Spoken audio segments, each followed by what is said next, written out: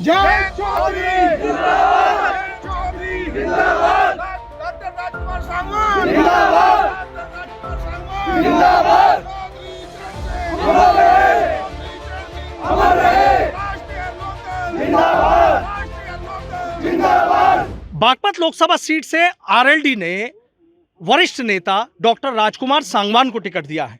जब से टिकट की बात चल रही थी, रेस में सबसे आगे थे। किस वजह से उन पर भरोसा जताया गया है, क्या उनके मन में है, इसी पर हम उन्हीं से बात कर लेते हैं। डॉक्टर साहब, पहले तो आपको बहुत बहुत बधाई और शुभकामनाएं। धन्यवाद आपका। आप एक बार बताइए कि शुरू से एक नाम चल रहा था, डॉक्टर राजकुमार सांगवान ही बागपत से लोकसभा का चुनाव लड़ेंगे। ऐसा क्या था कि जो आपका नाम था रेस में सबसे आगे रहे आप? नहीं, ऐसा नहीं था कि वो शुरू से नाम चल रहा था। हम तो यही सोच के चल रहे थे कि हमारी पार्टी के मुखिया चौधरी जैन जी वहाँ से चुनाव लड़ेंगे, और हम सब उसी नीति के तहत काम भी कर रहे थे। चौधरी साहब को चुनाव लड़ना, उनका चुनाव लड़ाना, उसी तैयारी में हम जुटे हुए थे।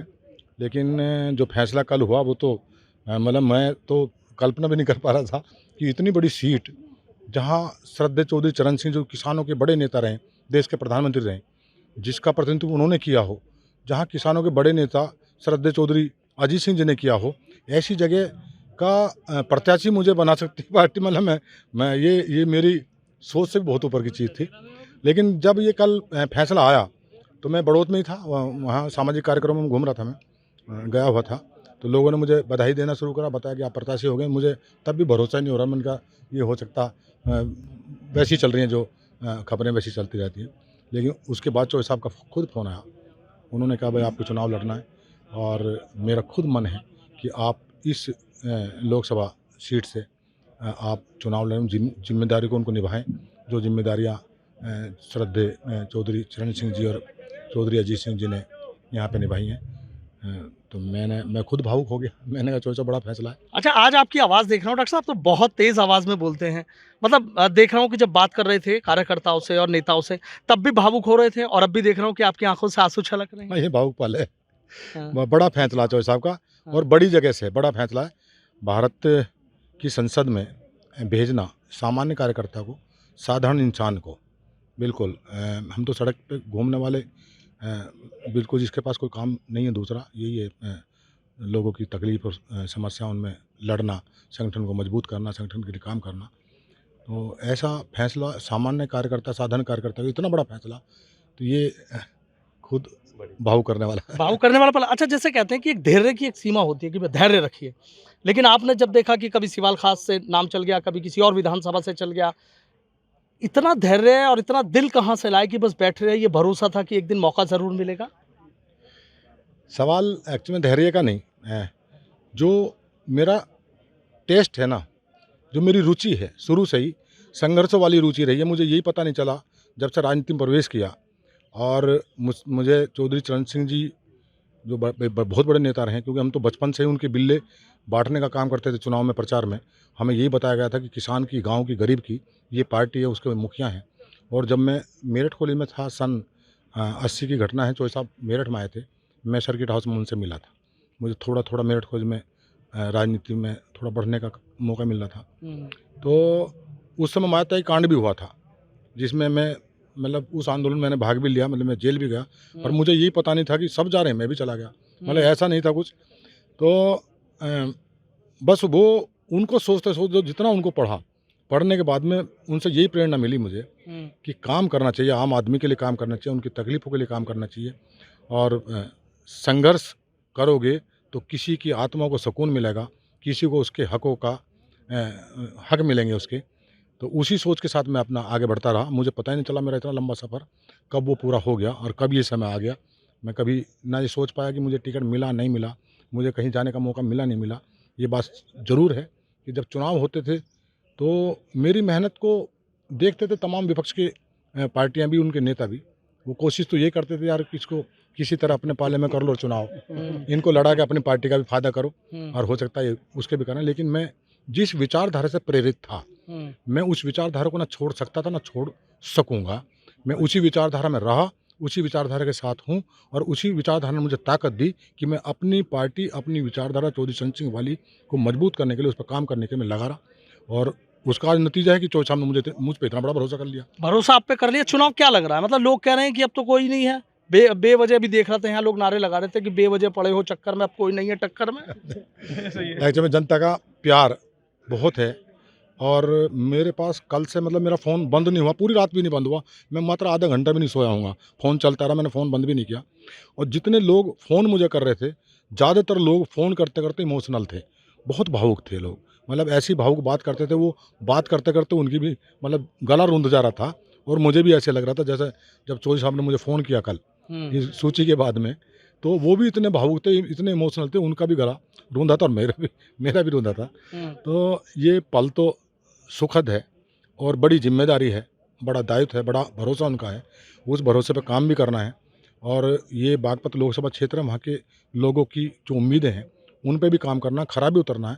चौधरी साहब का जो फैसला उसको सही साबित करने के लिए मुझे जनता के बीच में रहना, सारे समाज के बीच में रहना, सभी के सुख दुख में भी रहना और सर्व समाज के लिए काम करना है। उसको मैं करने का काम करूँ। उसका करने का काम करेंगे। अच्छा डॉक्टर साहब बताइए, सांगवान जी, लोग ये कहते हैं कि भाई एक तो गूगल है, कुछ भी सर्च कर लीजिए, और यहाँ कहते हैं डॉक्टर राजकुमार सांगवान है, ये भी लोकदल के गूगल हैं, और एक बार सर्च कर लीजिए, कोई भी नाम पूछ लीजिए और एकदम पता लग जाता है। कितने दिनों का संघर्ष है कि गली गांव कूचा नाम मोहल्ला गांव सब कुछ याद है। एक्चुअली में तकलीफ़ें, समाज की तकलीफ़ें जानने के बाद में, समझने के बाद में रास्ता मिलता चला जाता है। जब एक गांव की तकलीफ पता चली, दूसरे गांव की चली, तो उसमें चलते चलते चलते चलते पूरा दिन गुजर गया, पूरा महीना गुजर गया, साल गुजर गई और साल के साथ साथ इतना लंबा समय गुजर गया। तो ये तो तकलीफ़ों ने चलने का मुझे रास्ता दिखा दिया, लोगों की तकलीफ़ों ने, और उनकी फिर मोहब्बत इतनी मिलती चली गई कि मैं एक दिन भी अपने आप को, चाहे आंधी हो, तूफान हो, बरसात हो, मैं पब्लिक के बीच से अपने आप को कभी नहीं रोक पाता हूँ। मैं कहीं ना, मुझे और दूसरा मेरे पास काम नहीं है, काम मेरे सिर्फ यही काम है, अपनी पार्टी के संगठन को मजबूत करना, उसकी विचारधारा को आगे बढ़ाना, और जो आम जनता हैं, सर्व समाज के लोग हैं, चाहे गरीब है, समाज का अंतिम व्यक्ति से लेकर उच्च व्यक्ति तक, मैं सभी के सुख दुख में उनके साथ खड़े रहना, उनकी ज़रूरतें, जो परेशानियाँ उनका समाधान खोजना, उनके लिए लड़ना, संघर्ष करना, यही मेरा काम रहता है, इसी में मुझे रुचि रहती है। अच्छा डॉक्टर साहब, वही गूगल वाली बात आ गई है, जरा एक बार बस मुझे थोड़े से गांवों के नाम आपसे सुनना चाहूंगा। अगर सिवाल खास से शुरू करें, उधर से घूमते हुए पांचों विधानसभा में बड़ौद तक पहुंच जाए, तो थोड़े से जरा नाम बता दीजिए। मैं गाँव तो ऐसे मुझसे कोई गाँव बचा ही नहीं है, समझ वही जानना चाह रहा हूँ। कोई गाँव नहीं बचा, कोई गाँव। मैं अपनी लोकसभा की बात नहीं कर रहा हूँ, मैं पश्चिम उत्तर प्रदेश की बात कर रहा हूँ। पश्चिम उत्तर प्रदेश के बहुत सारे जनपद ऐसे हैं जिनके बहुत कम गांव ऐसे बचे होंगे पश्चिम उत्तर प्रदेश के जनपदों के, जो मुझसे छूटे हैं। मैंने इतना मैंने सफ़र भी किया। कितने साल का सफ़र हो गया? अब है ही 45-40 साल वर्ष का। अच्छा, 45 साल का सफ़र तो है। अच्छा। और मैं मतलब संघर्षों का दौर अच्छा रहा, मैंने कई बार पदयात्रा भी की, दिल्ली तक भी की है पदयात्रा। 5 विधानसभा में सबसे मजबूत कौन सी मानते हैं, जो आपको लगता है कि वहाँ तो वोटों की बरसात हो जाएगी? नहीं, मेरी तो 5 विधानसभा मजबूत है। इतना पाँचों में प्यार बहुत मिल रहा है, मतलब बहुत ज़्यादा। मतलब आप ये मानो कि मैं एक पल के लिए भी अपने फ़ोन को बंद नहीं कर पा रहा। एक पल के लिए भी इतने फ़ोन आ रहे हैं, लोग मेरे इंतजार में, लोग बिल्कुल भावुक हैं, और मुझे तो 5 विधानसभा में प्यार मिल रहा है, बहुत प्यार मिल रहा है। क्या मुद्दे हैं जो लेके जनता के बीच जाएंगे? जो भी परेशानी उनकी होंगी, चाहे किसान की, मजदूर की, गरीब की, व्यापारी की, भाईचारे की, मोहब्बत की, मैं सब चीज़ों पे हम काम करेंगे। और वही हमारी पार्टी की नीति भी है, वही हमारी पार्टी की विचारधारा भी है, और हमारे पार्टी के मुखिया भी उसी नीतियों को लेकर चल रहे हैं। अब तक देख रहे थे कि कुछ लोगों में इस बात को नाराज़गी थी कि भाई संघर्ष करना चाहिए था, आप बीजेपी के साथ नहीं जाना चाहिए था, लेकिन जैसे ही आपका टिकट हुआ तो लोग कह रहे हैं इससे तो पहले बीजेपी से हो जाता, सांगवान जी की तो तकदीर चमक जाती। अब दोनों रास्ते होते हैं, देखिएगा, समस्याओं का समाधान संघर्ष से भी होता है और सत्ता के साथ भी होता है। तो ऐसा नहीं है कि अगर हमने सत्ता का साथ लिया, या पार्टी जो एनडीए गठबंधन में हम गए, तो अगर चुने हुए प्रतिनिधि जब लोकसभा में जाएंगे, विधानसभा में जाएंगे, तो वो स्वाभाविक है, वो उस दृष्टिकोण से भी समाज के मुद्दों को और उनकी परेशानियों को हल करने का काम वो कर सकते हैं।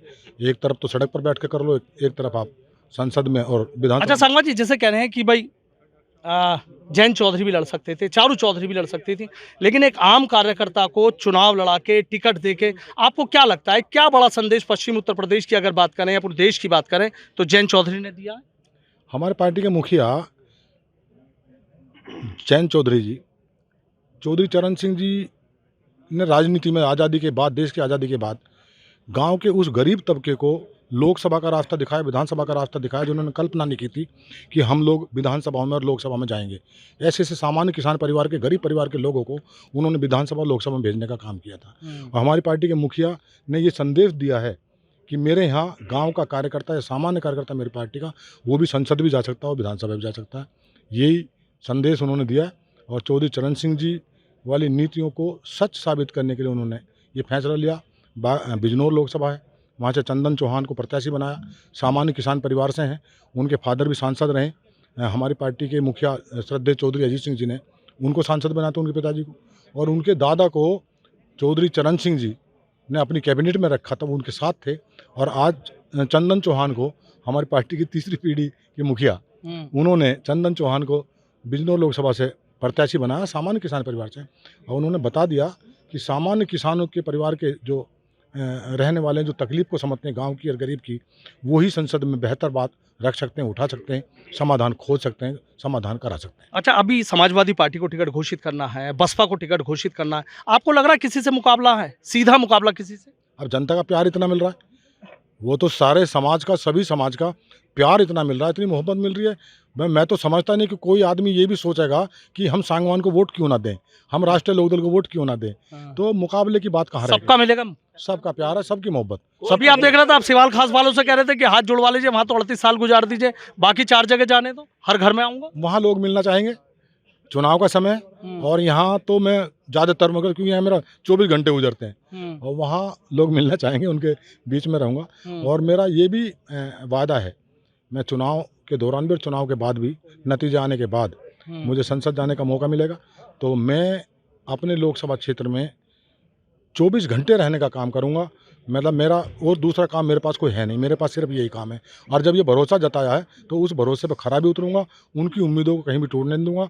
अपने वोटर, अपने पार्टी कार्यकर्ता, अपने पार्टी के नेताओं का किसी का सम्मान कम नहीं होने दूंगा, किसी का सर झुकने नहीं दूंगा। उनको गर्व होगा कि हाँ, एक सामान्य कार्यकर्ता संसद में पहुंचा है, सांसद हमारे बीच में है, हर एक को गर्व रहेगा, हर आदमी ये समझेगा मैं खुद सांसद हूँ। इतने सरल कैसे हैं सांगवान जी? जब से देख रहे हैं आज तक इतने सरल ही हैं। ये तो स्वभाव में है। मैंने चौधरी साहब को पढ़ा है और चौधरी चरण सिंह जी को पढ़ा है, और उनको समझा। वो जिस तरह के हृदय के व्यक्ति थे, ऐसे महापुरुष देश में कम पैदा होते हैं। मैंने उनको पढ़ा है, उनके ऊपर मैंने रिसर्च भी की है। मेरा जो शोध था वो चौधरी चरण सिंह जी पे ही था, तो सारी चीज़ें उन्होंने सिखा दी, उसी पे चल रहे हैं। अच्छा, यानी बिल्ले बांटते बांटते संसद का टिकट लिया है, इसका मतलब? नहीं, बिल्ले बांटने का शौक था। जब बचपन में तो ये रहता था ना पता, जब छोटे छोटे थे, कि ये जो पार्टी चुनाव लड़ी, जो आया कैंडिडेट, इसका बिल्ला है, निशान है हलदर का, उसका बैलजोड़ी का, तो ये रहता था कि भाई ये चौधरी चरण सिंह की पार्टी, और ये गाँव की किसान की यही पार्टी, जो मजदूर की, गाँव की, गरीब की है, जो गाँव के लिए बात करती है, गाँव के विकास की बात करती है, ये उस महापुरुष की पार्टी है, और गरीब किसान नेता की पार्टी है। तो उनके बिल्ले बांटते बांटते पता ही नहीं चला, बस आदत पड़ गई कि उसी में काम करना है। जहाँ तक उन्होंने सोचा है, उनकी शाखाओं में रह के आगे बढ़ने का काम करेंगे। संसद बन जाएंगे, आप कह रहे हैं कि भाई सांसद तो मैं बन ही जाऊंगा, संसद भी मैं पहुंच जाऊंगा, फिर क्या सोचा आप बागपत के लिए? और जनता, अब वोट पड़ेगा, जनता का फैसला है, जो फैसला उनका आएगा, उनके फैसला और उनकी जो भावनाएं हैं, उस पर खरा उतरने का काम करूँगा।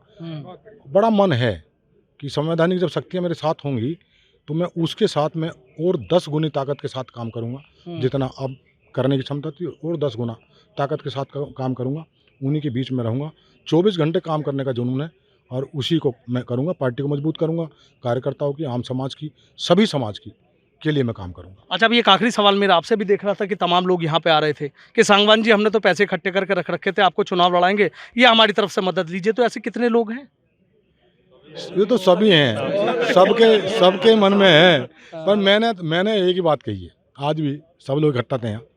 मैंने कहा, देखिएगा, चुनाव में पैसा जब खर्च होता है, जब कार्यकर्ता घोड़ा गाड़ी मांगता है, मेरे बारे में सबको पता है, इसके पास कुछ है तो है नहीं, तो मुझसे घोड़ा गाड़ी वो मांगेगा नहीं, तो मैं पैसे फिर मैं क्यों इकट्ठा करूंगा, किस लिए करूंगा? जब मुझसे कोई घोड़ा गाड़ी नहीं मांगेगा, पैसे की मुझे जरूरत नहीं पड़ेगी। तो जब सभी चुनाव अपने आप लड़ेंगे, सब लोग अपने आप चुनाव लड़ेंगे, तो मुझे पैसे, मैंने कहा, मुझे नोटों की जरूरत नहीं है, मुझे प्यार की और वोटों की जरूरत है। इतनी वोट दे दो। चेहरे की मुस्कुराहट बहुत कुछ कह रही है।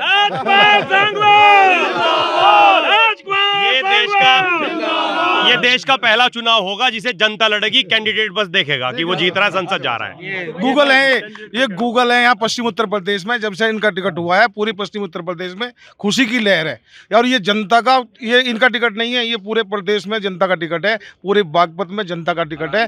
हर मायूस थोड़ी घनी थी वो पूरी हर्षोल्लास में बन गई। रात भी यहाँ 500 आदमी आए थे 9:30 बजे, उन्होंने मिठाइयाँ बांटी और सबने शुभकामनाएं दी, आपस में शुभकामनाएं दी। ये आपस में शुभकामनाएं दी। तो देखिए डॉक्टर राजकुमार सांगवान है, बागपत लोकसभा सीट से इनको प्रत्याशी बनाया गया। कह रहे हैं कि चौधरी चरण सिंह जी के बिल्ले बांटा करता था, लेकिन बिल्ले बांटते बांटते संसद का टिकट मिल गया। सोचा नहीं था, भावुक भी हैं, आंखों में इनके जो आंखें हैं वो भी भर आई हैं और सीधा कह रहे हैं कि मेरा चुनाव तो जनता लड़ेगी, मेरे पास बांटने के लिए, देने के लिए कुछ नहीं है, सिर्फ जनता से प्यार चाहिए। Sanuj Sharma, ABP news, Meerut.